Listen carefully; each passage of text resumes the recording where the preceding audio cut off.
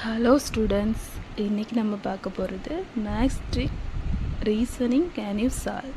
இப்போ என்ன கொடுத்துருக்குன்னா 5 + 5 = 50, 4 + 4 = 32, 3 + 3 = 18, 6 + 6 = என்ன வேல்யூ, இதுதான் நம்ம கண்டுபிடிக்க போகிறோம். இப்போ ஃபஸ்ட் ஒன் பார்க்கலாம்.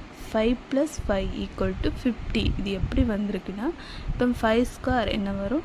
5 × 5 25. அதே மாதிரி ப்ளஸ் 5² 25. 25 + 25 = 50. 25 25 ஆட் பண்ணும்போது 50 வரும்.